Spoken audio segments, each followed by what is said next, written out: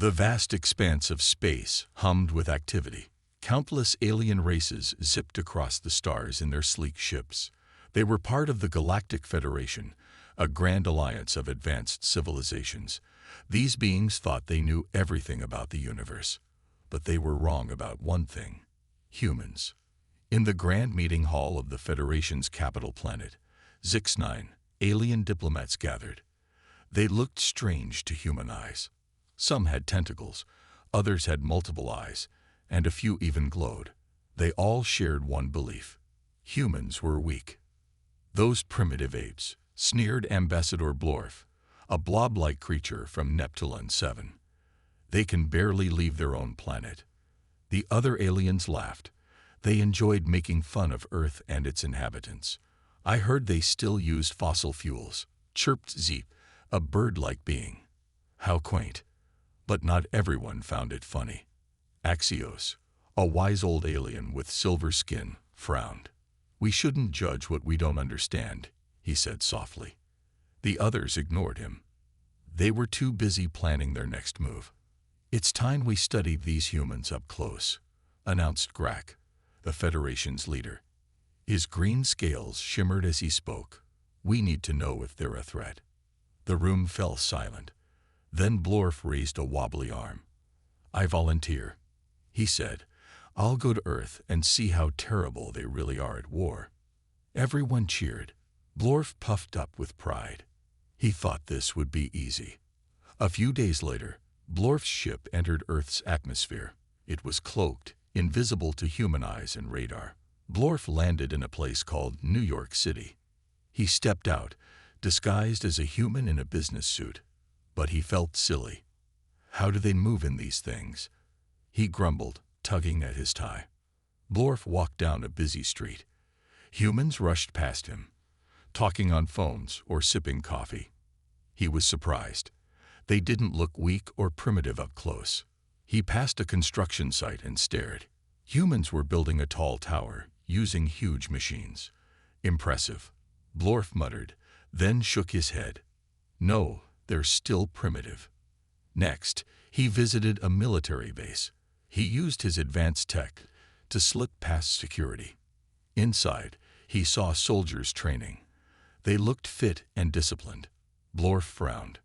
In a hangar, he found human weapons. Tanks, jets, and things he didn't recognize. They weren't as advanced as alien tech, but they looked dangerous. "This can't be right," Blorf said to himself. "The Federation says humans are terrible at war. But this..." His thoughts were interrupted by a loud alarm. Red lights flashed. Soldiers ran past, shouting about an intruder alert. Blorf panicked. He hadn't expected humans to detect him.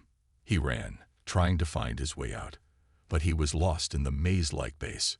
Suddenly, he felt something press against his back. "Don't move," a stern voice said. Blorf froze. He'd been caught. Slowly, he turned around. A human soldier stood there, pointing a weapon at him. The soldier's eyes widened in shock as Blorf's disguise flickered. What are you?" the soldier asked, his voice a mix of fear and wonder. Blorf sighed.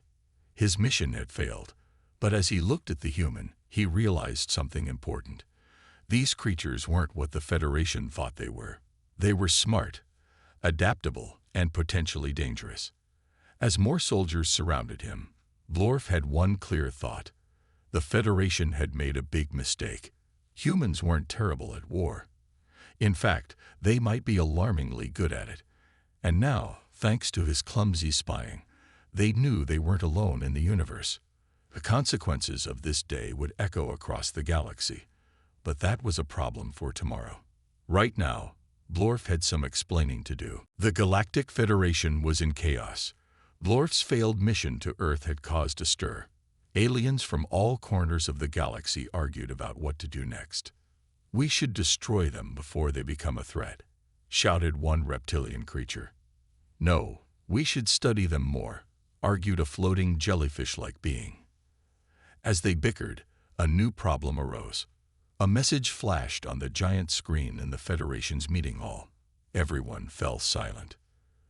The message was from the Zorblaxians, a warlike race from the outer rim of the galaxy. Their leader, General Croc, appeared on screen. He looked like a cross between a praying mantis and a shark. "Greetings, weaklings," Croc growled. "We are coming to conquer your pathetic federation. Prepare to be destroyed." The transmission ended. Panic spread through the hall. "What do we do?" cried Zeep, flapping his wings nervously. Grak, the Federation leader, tried to calm everyone. "We have superior technology," he said. "We can defeat them." But deep down, Grak was worried. The Federation hadn't fought a real war in centuries. They had forgotten how. Axios, the wise old alien, spoke up. "There might be a solution," he said softly. All eyes turned to him. "The humans. The humans," Grak exclaimed. "But they're primitive. How could they help?" Axios smiled mysteriously. "Blorf's report suggests otherwise. They might be more capable than we thought." After much debate, the Federation agreed to ask Earth for help. They sent a delegation to meet with human leaders.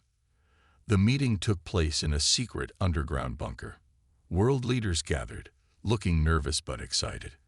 When the aliens appeared, there were gasps of surprise. Grak stepped forward.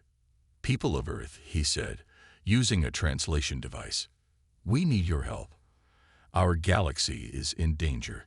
He explained about the Zorblaxians and their threat. The human leaders listened carefully.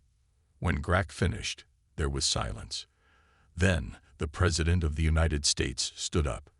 "Let me get this straight," she said. "You've been spying on us, thinking we're weak. Now you want our help to fight your war." Grak squirmed uncomfortably.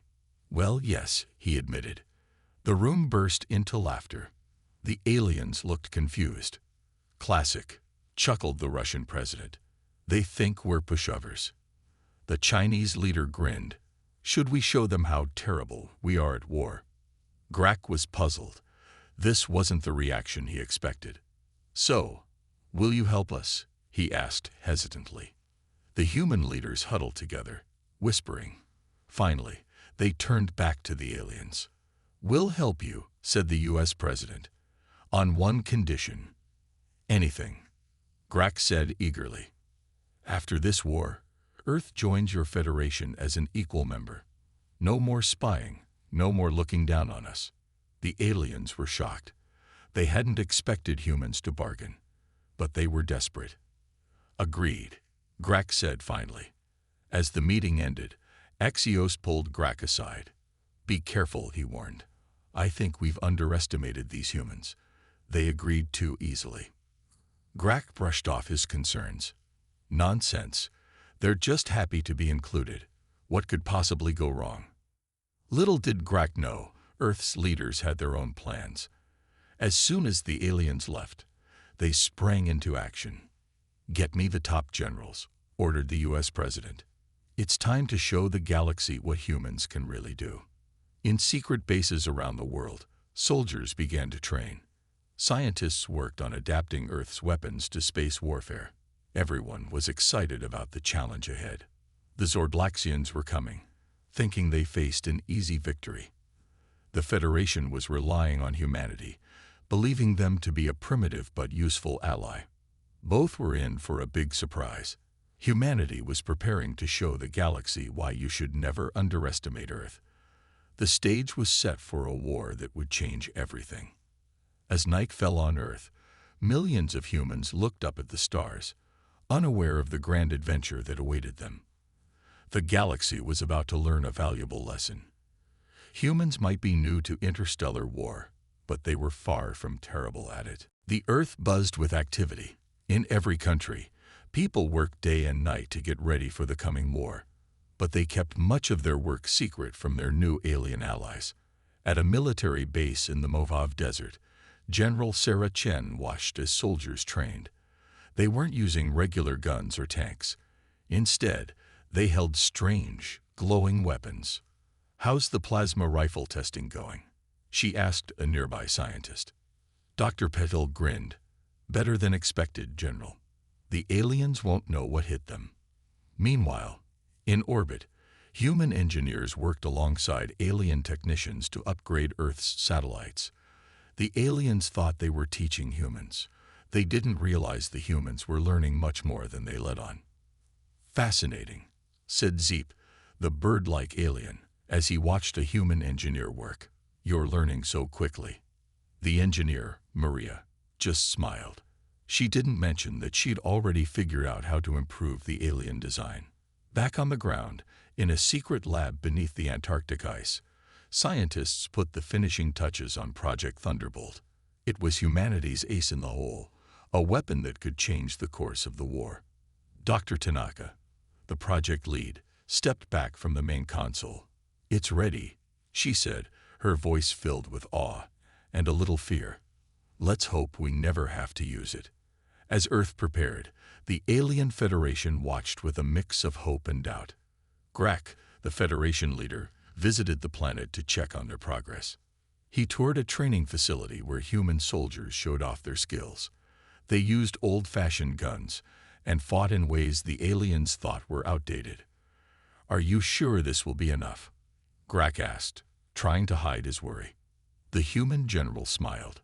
"Trust us," he said. "We know what we're doing." What Grak didn't see was the real training happening underground. There, soldiers practiced with advanced weapons and learned tactics that would surprise even the Zorblaxians. As the days passed, tension grew. The Zorblaxian fleet was getting closer. Everyone could feel the weight of the coming battle. One evening, on a hill overlooking a bustling military base, Axios, the wise alien, sat with a human child. The boy, Tommy, was full of questions. "Are you scared of the bad aliens?" Tommy asked. Axios nodded slowly. "Yes, little one. The Zorblaxians are very powerful." Tommy grinned. "Don't worry. My dad's a soldier. He says we have a few tricks up our sleeves." Axios looked puzzled. "Up your sleeves? Why would you hide tricks there?" The boy laughed, not realizing he'd just hinted at humanity's secret preparations. In Washington, D.C., world leaders met to discuss final plans. The U.S. president stood at the head of the table, looking serious. "Everything's in place," she said. "Now we wait for the right moment to show our true strength." Across the globe, millions watched the sky, knowing that somewhere up there, an alien armada was approaching.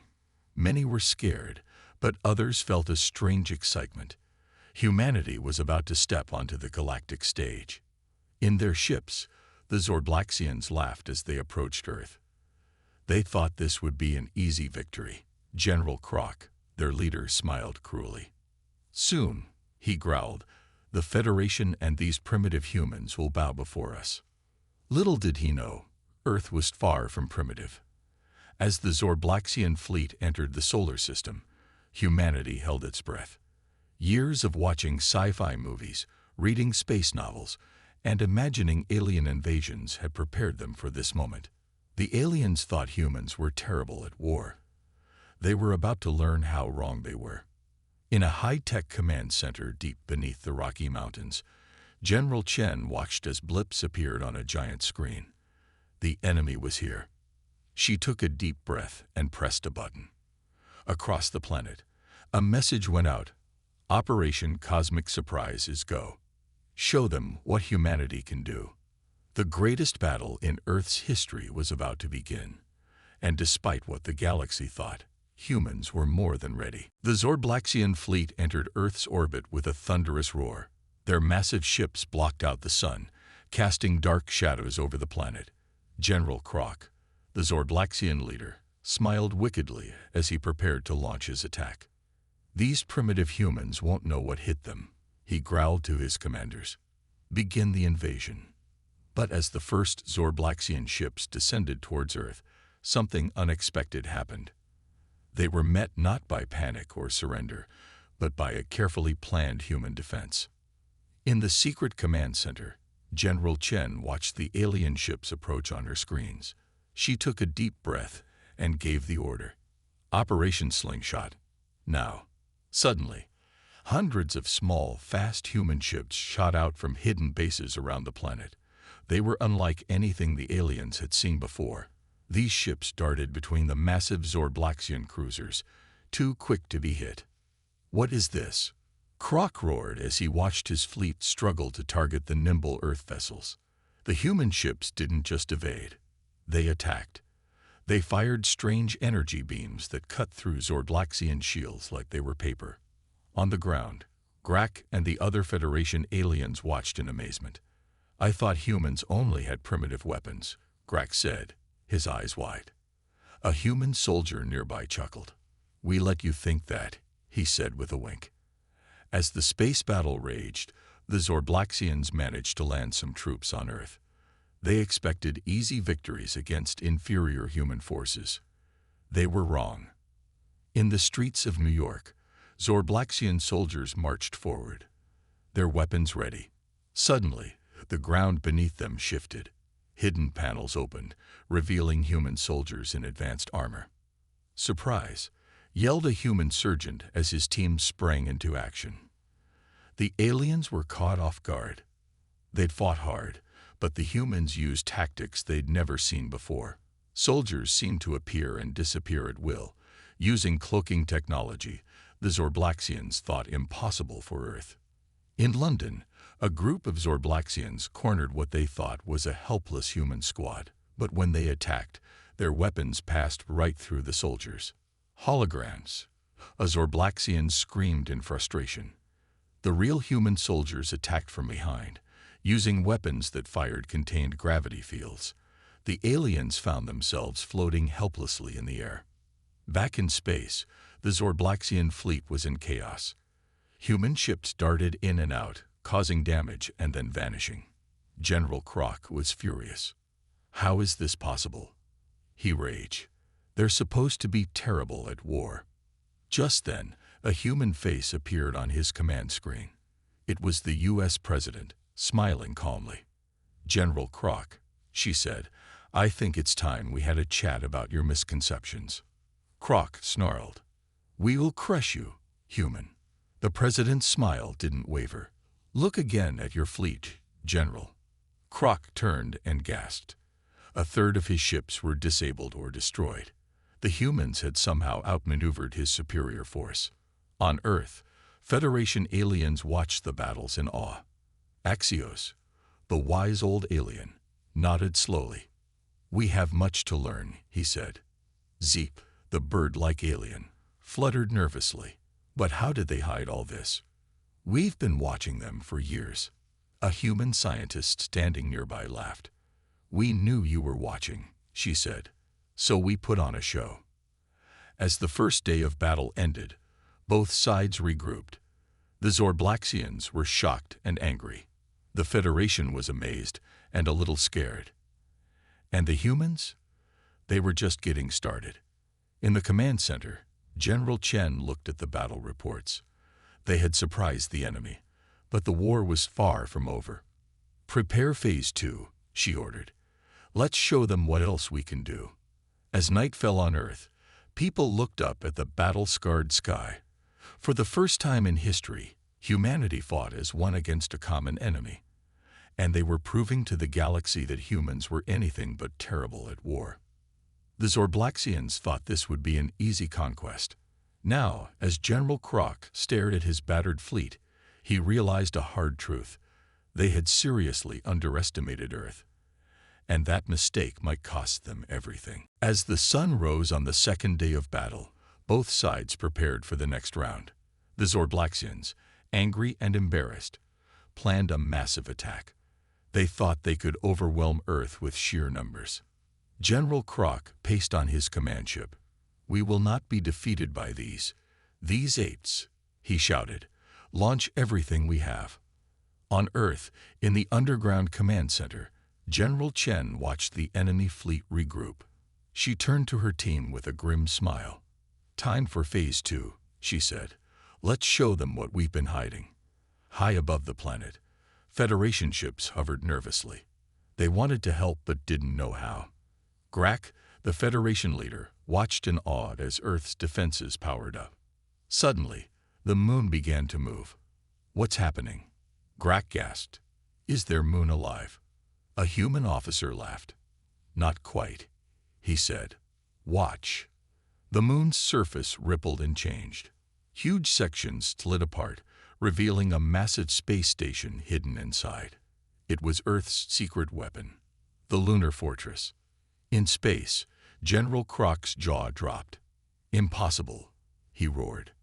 "How did we miss that?" The lunar fortress hummed to life. It began firing huge beams of energy at the Zorblaxian fleet. Ships exploded left and right, unable to defend against this unexpected threat. But Earth wasn't done surprising the aliens. In the oceans, the water began to churn. Massive structures rose from the depths, hidden underwater bases that now launched thousands of sleek submarines into the sky. Flying submarines. A Federation alien squeaked in disbelief. A human admiral nodded proudly. "Aquaspace fighters," she corrected. "Perfect for combat in water or vacuum." The Aquaspace fighters joined the battle, their strange design confusing the Zorblaxian pilots. They moved in ways that seemed to defy physics, dodging attacks and striking back hard. On the ground, the tide was turning too. Human soldiers revealed more of their advanced tech. They used powered armor that made them stronger and faster. Some even had personal force fields. In New Delhi, a group of Zorblaxian soldiers cornered a small human squad. They thought victory was certain. Then the humans activated their suits' jump jets, soaring over the aliens' heads and attacking from above. "This isn't fair," a Zorblaxian soldier cried as he was easily defeated. The human sergeant grinned. "All's fair in love and war, buddy." Back in space, General Krok was running out of options.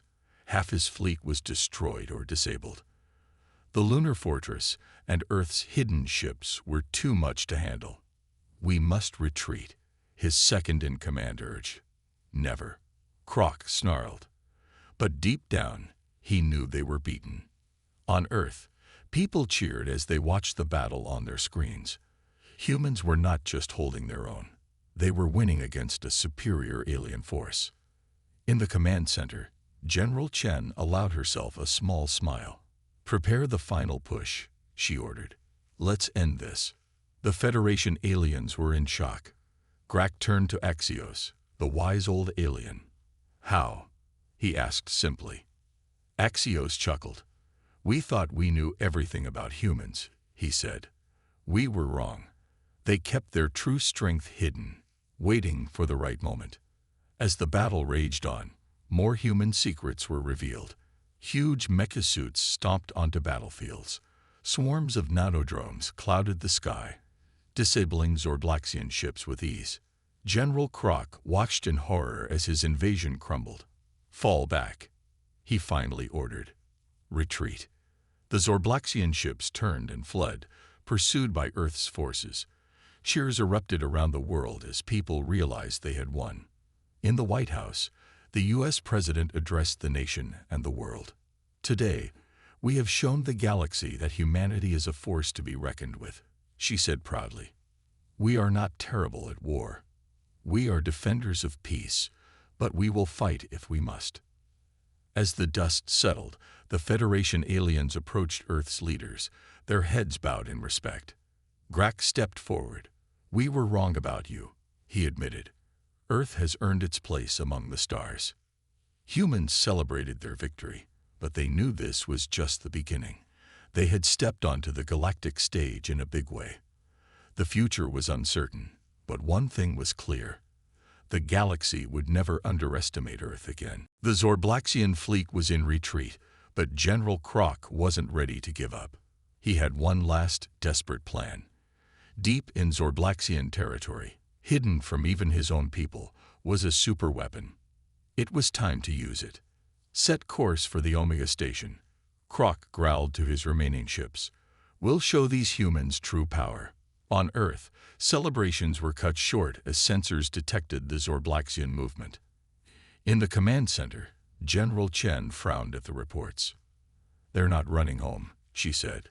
"They're going somewhere else." "But where?"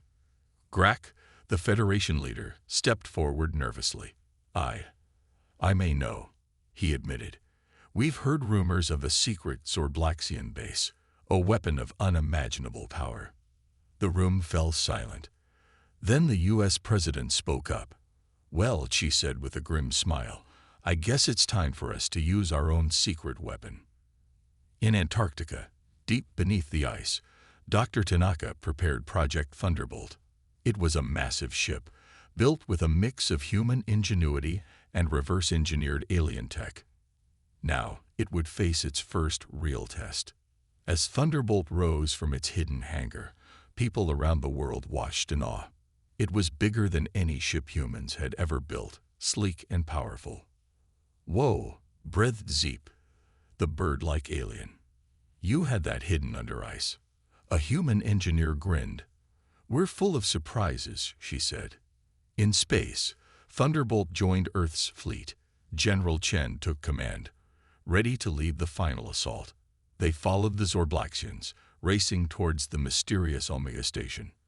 They arrived to find a massive space station, bristling with weapons. At its heart was a giant cannon, powering up to fire. That could destroy an entire planet. Grak gasped. General Chen's eyes narrowed. "Not if we stop it first," she said. "All ships, attack." The final battle began. Human ships darted around the station, drawing fire while Thunderbolt moved into position. The Zorblaxians fought desperately, knowing this was their last stand. On the station, General Croc watched the battle rage.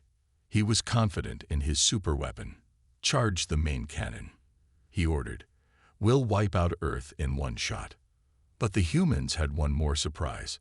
As the cannon prepared to fire, a small team of human special forces, who had secretly boarded the station, sprang into action.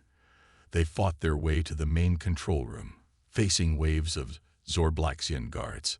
Leading the team was Captain Maria Rodriguez.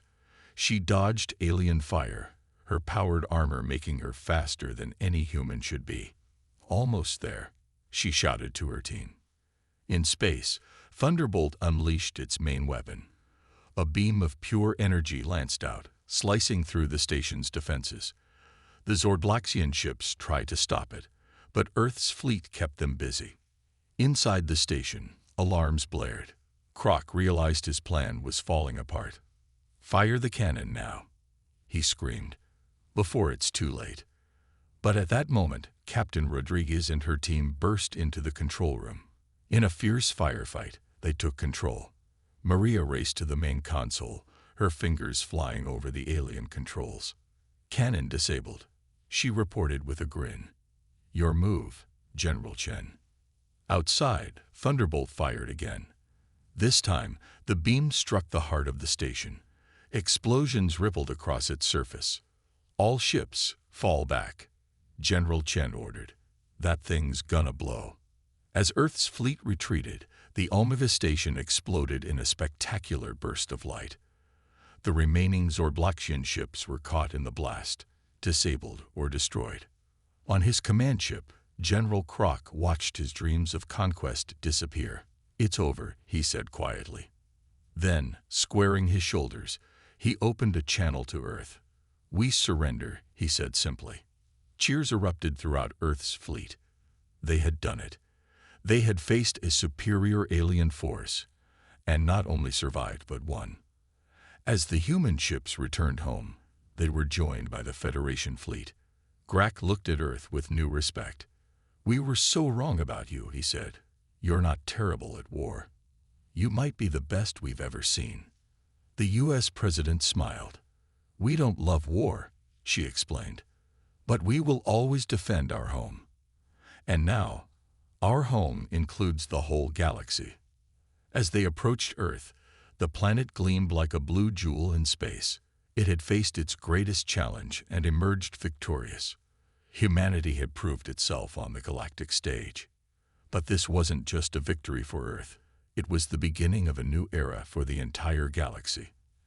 An era where humans would play a major role in shaping the future of all species. The war was over. Now, the real adventure was about to begin. 6 months after the Great Battle, Earth had changed. Sleek alien ships now shared the skies with human aircraft. In cities around the world, humans and aliens walked side by side. Earth had truly joined the galactic community. At the newly built Galactic Embassy in New York, leaders from Earth and the Federation gathered for a historic meeting. The room buzzed with excitement and a little tension. The U.S. President stood to speak. "Friends, allies, fellow sentient beings," she began.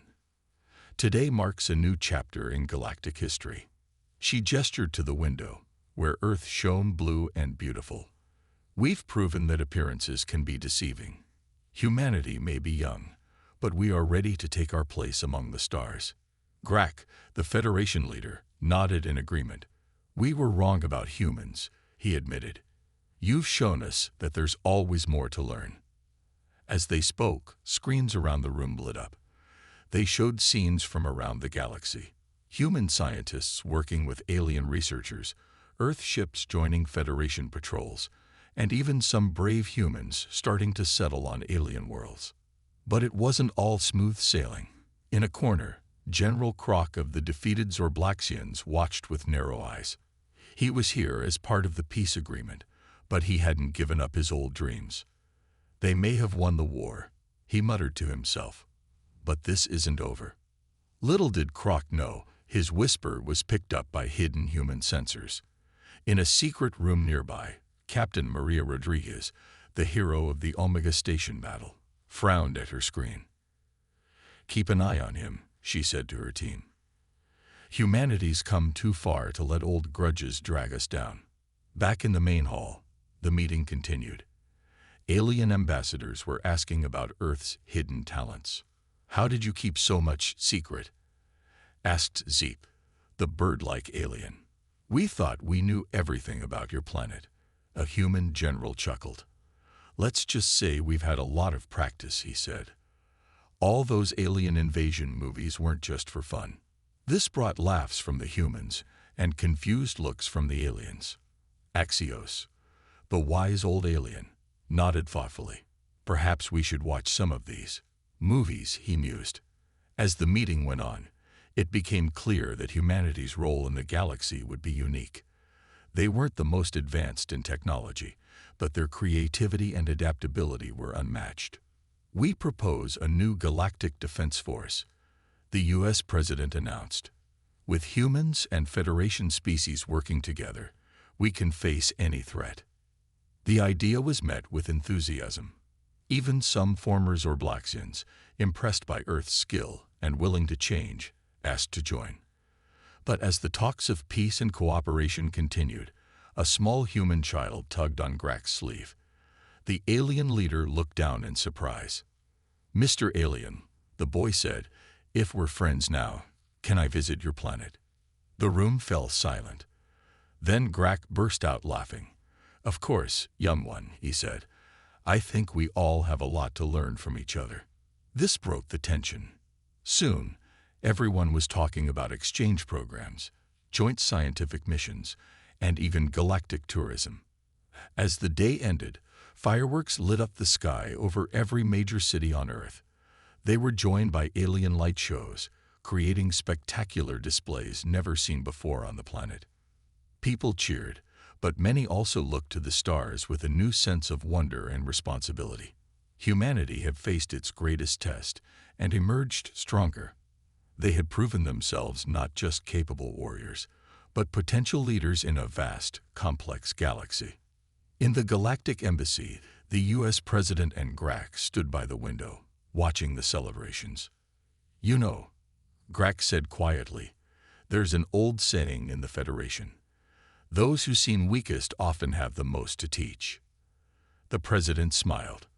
"We have a similar saying on Earth," she replied. "Don't judge a book by its cover." They both laughed, two leaders from vastly different worlds finding common ground. As night fell on this new era, one thing was clear: the galaxy had learned an important lesson. Humans might have seemed terrible at war, but they were excellent at surprising everyone, including themselves.